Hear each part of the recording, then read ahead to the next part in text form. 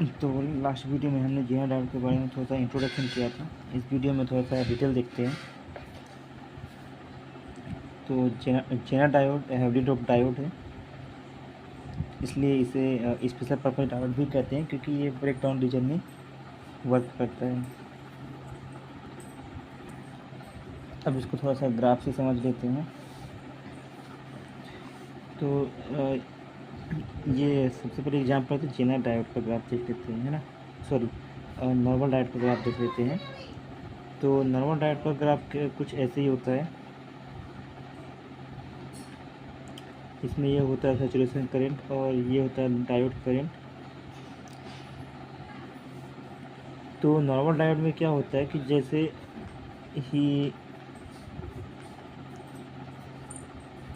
Diode voltage जो peak inverse voltage को cross करता है, डायोड डैमेज हो जाता है। मतलब कि अगर जैसे इसका मान लो 5 वोल्ट जो है पीक इनवर्स वोल्टेज है नॉर्मल डायोड का,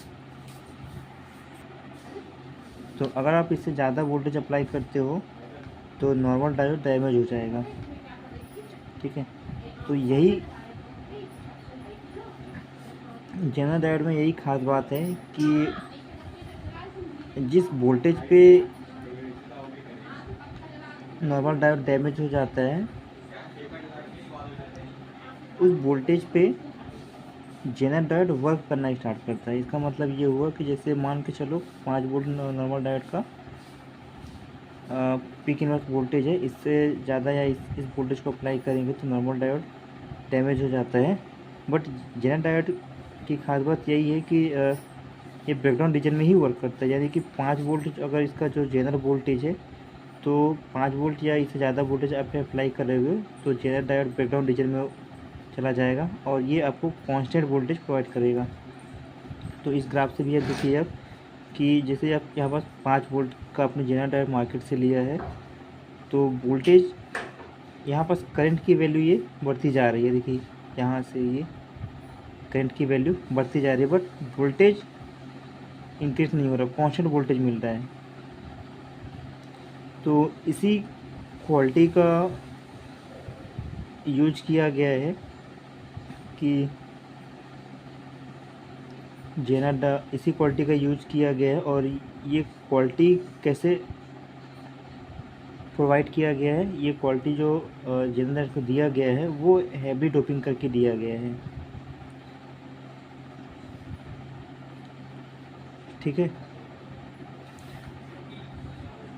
अब इसमें जो जेनर वोल्टेज होता है उसका जो इक्वेशन होता है वो epsilon E square upon 2Q 1/NA plus 1/ND ये होता है। इसमें जो एप्सिलॉन है ये परमिटिविटी कहलाता है और सिलिकॉन मटेरियल का परमिटिविटी ऑफ सिलिकॉन ये होता है 8.854 इंटू 10 की पावर -14 फैब पर सेंटीमीटर। ठीक है, अब जो ई होता है कैपिटल ई, ये होता है इलेक्ट्रिक फील्ड।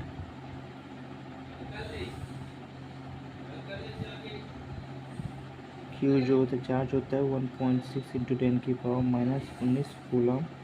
और जो ये एक कॉन्सेंट्रेशन है, ए का मतलब होता है एक्सेप्टर डोपिंग कॉन्सेंट्रेशन,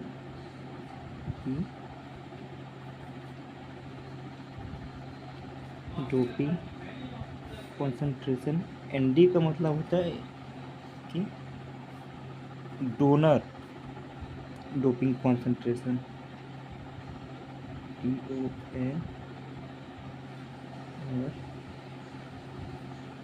कॉन्सेंट्रेशन।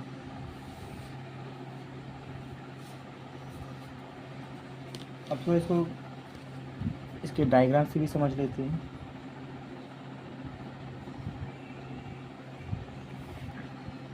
तो ये हमने बना लिया जेनर डायोड का डायग्राम, सॉरी वोल्टेज रेगुलेटर के ऐसा वोल्टेज रेगुलेटर अपने जेनर डायोड का यूज कर रहे हैं ना। जेनर डायोड का यूज करके हमें आउटपुट में कांस्टेंट वोल्टेज मिल रहा है, यानी कि इसे ऐसा वोल्टेज रेगुलेटर अपन यूज कर रहे हैं। तो ये वोल्टेज रेगुलेटर का ही डायग्राम है। तो यहाँ हमने लगा दिया जेनर डायोड और ये हमारा लोड रेजिस्टेंस है, इसी के अक्रॉस हमें आउटपुट वोल्टेज मिलेगा। इसे हम मान लेते हैं ये सोर्स का रेजिस्टेंस है और यहाँ हमने इनपुट वोल्टेज अप्लाई किया जो कि वेरिएबल है।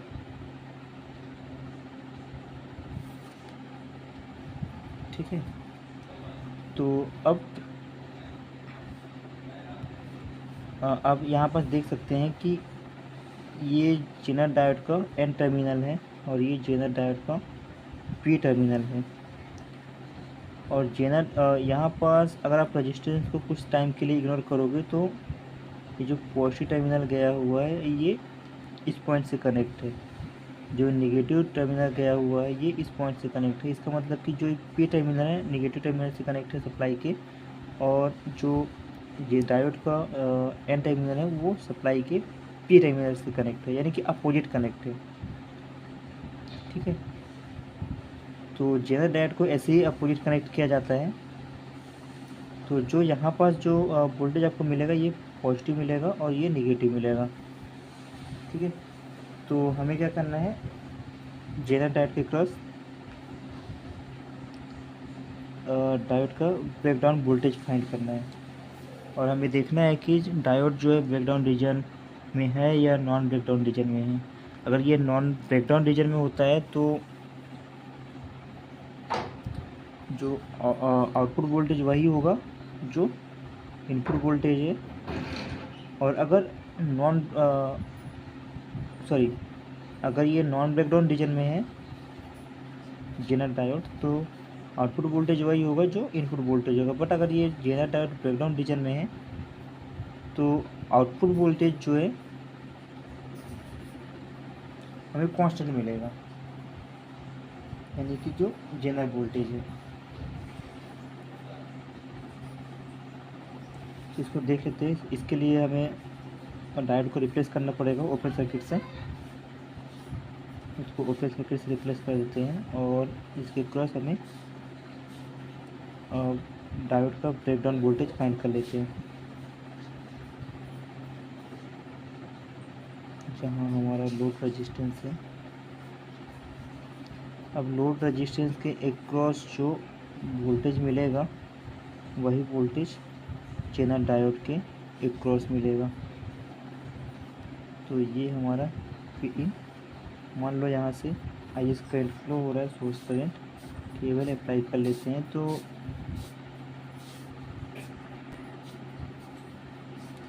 जो Pin हो जाएगा, जहाँ पास हम पोलैरिटी डिसाइड कर लेते हैं, तो Pin माइनस IS RS और ये हो जाएगा minus VB equal to 0 according to KVL। तो जो VBD की वैल्यू हो जाएगी, VBD इक्वल हो जाएगा Vin माइनस IS RS। ठीक है, इसको आप दूसरे तरीके से भी कर सकते हो,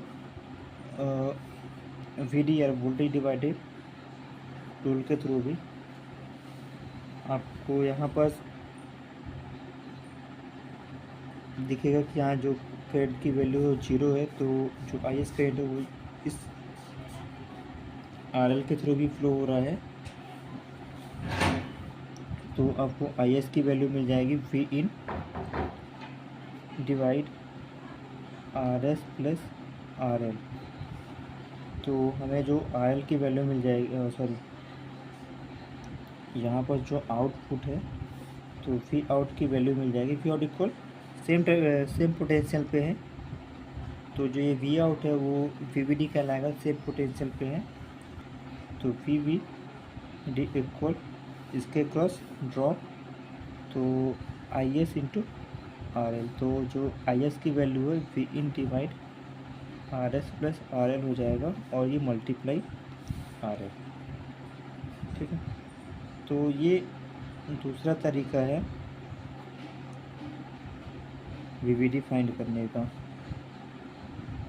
आर एल, ठीक है।